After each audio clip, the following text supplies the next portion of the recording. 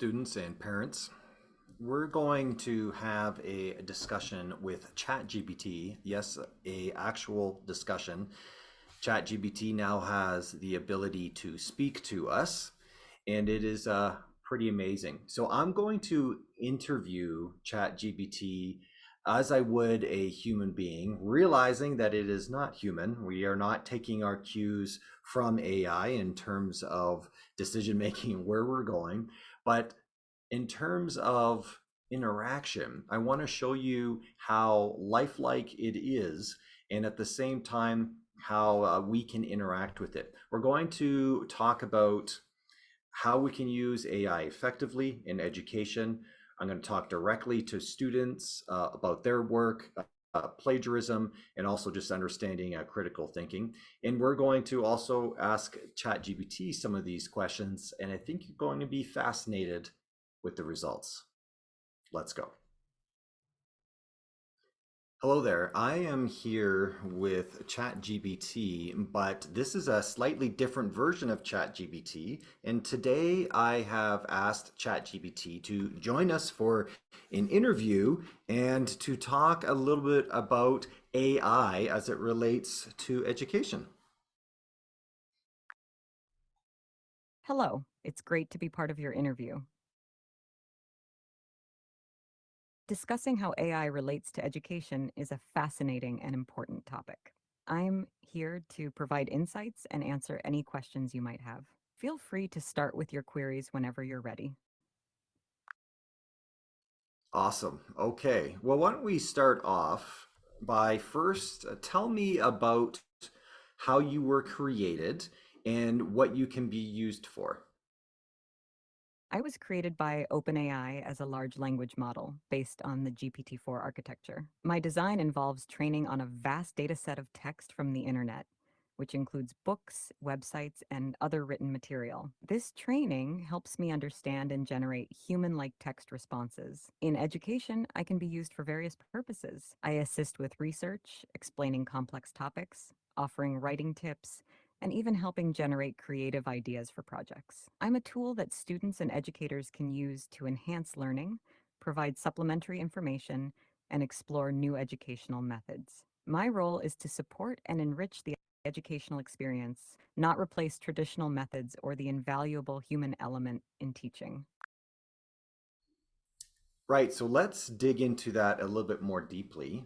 How can high school students utilize AI for learning and for studying? Can you give us some examples? High school students can utilize AI in several ways to enhance their learning and studying. 1. Research and information. Students can use AI to quickly gather information on a wide range of topics, which is especially useful for writing essays or understanding complex subjects. 2. Writing assistance. AI can help improve writing skills by suggesting improvements in grammar, style, and structure. It's also useful for brainstorming ideas or getting feedback on drafts. 3. Language learning. For students learning a new language, AI can provide practice in conversation, vocabulary, and grammar, offering a more interactive way to learn. 4. Personalized learning.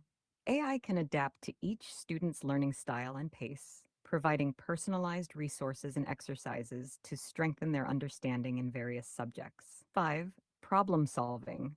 In subjects like math and science, AI can guide students through problem-solving processes, offering hints or explanations to help them understand complex concepts. Remember, the goal of using AI in education is to supplement and enhance the learning experience, providing additional resources and support to students. It's important to balance AI tools with traditional learning methods and direct interaction with educators.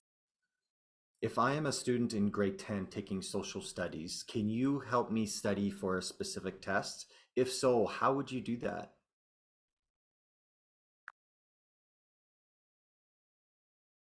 Absolutely. If you're a grade 10 student studying for a social studies test, I can assist in several ways. First, I can provide explanations on specific topics or concepts you're studying. Just let me know what areas you're focusing on. Second, I can help you review by quizzing you on key facts or dates related to your course material. Third, I can offer tips on study techniques, like how to create effective notes or mnemonic devices to remember important information. Lastly, if you have any essay questions or topics, I can assist in outlining and structuring your answers. Just let me know the specific topics or areas you're focusing on, and I'll tailor my assistance accordingly. You've brought up some interesting points here. What would be concerns that you have about students using AI in school? There are several concerns to consider when students use AI in school. One, reliance on AI. There's a risk that students might over rely on AI for answers, hindering their critical thinking and problem solving skills. It's important for students to use AI as a tool, not a crutch. Two, accuracy of information. AI can sometimes provide incorrect or outdated information. Students should be encouraged to verify AI generated information with credible sources. Three, plagiarism and originality. Students might be tempted to use AI generated text as their own work. It's crucial to emphasize the importance of originality and academic integrity. Four, privacy and data security. The use of AI in education raises concerns about data privacy and security. Schools need to ensure that student data is protected. Five, diminished human interaction. Excessive use of AI could reduce valuable human interaction between students and teachers. The social and emotional aspects of learning are vital and should be preserved. It's important for educators to guide students on how to use AI responsibly and effectively as a supplement to traditional learning methods. You mentioned plagiarism. Help us understand and give some guidance to how high school students can use you but not break the rules of plagiarism.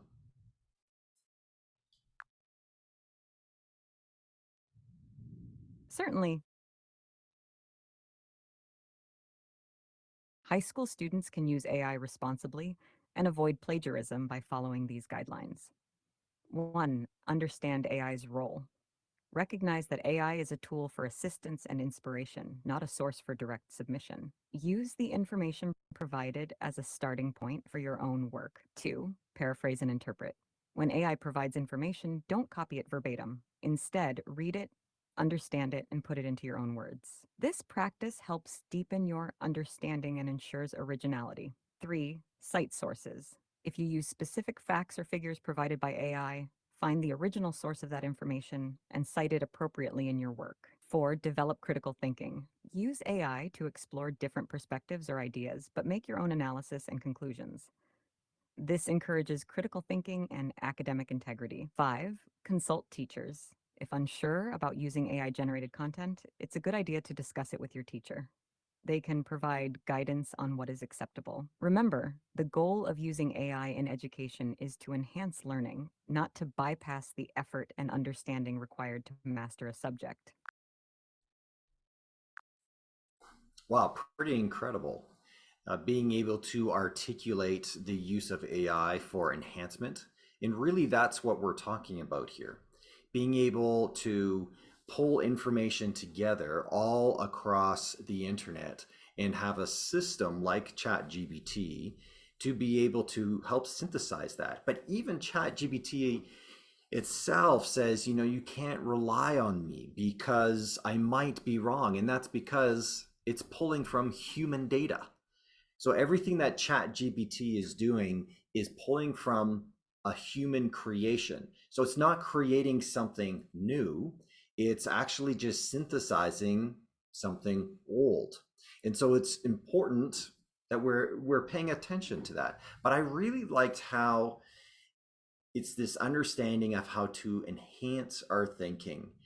And students, it's this idea of it's a good research tool. It's a good tool to maybe get us thinking when we're stuck, but never ever to do the work for us. In fact, learning from it. We do have systems that take a look at what you have written or created to see if it could have been written by AI. AI writes and communicates in a very specific way. And so it's not that we want to try to catch students. What we want to do is have some sort of level of accountability. So what would that look like? That would look like a couple different things depending on the course that you're in. If it's easily to show that this is not your work at all, then the work is basically going to be thrown out. And then we will be connecting with you to say, this has been written, 90% of it is AI, unacceptable. So you want to be using your own words, your own thoughts when you're communicating and learning. Because what's the whole point here? The whole point is that education is not a game. It's not something that, oh, if I can just sort of hack this and go to the next level. Yes, no, it's about growing our brain. It's about deepening our thought. I mean, this is the whole purpose. When you leave high school, you want to be able to say that I can critically think, I have intelligent thoughts, and I went down certain pathways in thinking that school is designed to do from a standpoint of you being able to rationalize and have open critical thinking skills in whatever area you go. If you replace that with AI thought from that standpoint of the AI is doing the thinking for you, then are you building those skills? Well, here's what we know. Our brain requires a level of repetition when it comes to skill. So the neuron pathways that you are consistently going down get stronger and stronger. And this is why habit forming is so positive. And this is also why it's difficult to break a habit, because you've strengthened that neural pathway so that it's difficult. If you want to stop something, your brain continues to want to go down there. That's why they say 21 days approximately before you can develop a new habit and or break an old one. Why is that? Because the repetition strengthens the pathway. And so if we are using critical thinking as that pathway, then it's strengthening our reasoning skills. It's strengthening our skills to be able to communicate and be a part of a team. It allows us to take information and synthesize it and be able to give it back either with a new thought or a clarification thought. I mean, the thing with AI is it doesn't innovate. It doesn't create something new. It's always pulling from something old. And so we as humans are about innovation, about moving forward. So if we can use AI to help us synthesize and then take it to that next step, then we're off to the races. So I'm going to jump back in here and I'm going to talk a little bit more specifically about plagiarism with ChatGPT, and let's see where it goes with it.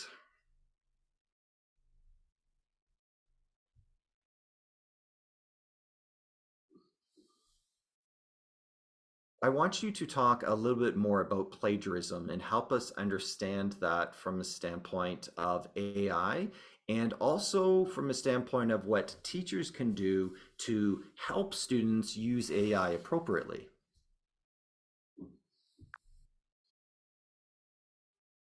From an AI standpoint, plagiarism occurs when someone presents AI generated content as their own without proper acknowledgement or modification. AI can produce comprehensive and articulate responses, but these should be used as a foundation for learning, not as a final product for academic submission. For teachers, guiding students on using AI appropriately involves 1. Education on plagiarism. Clearly explain what constitutes plagiarism, including the use of AI-generated content without proper citation or modification.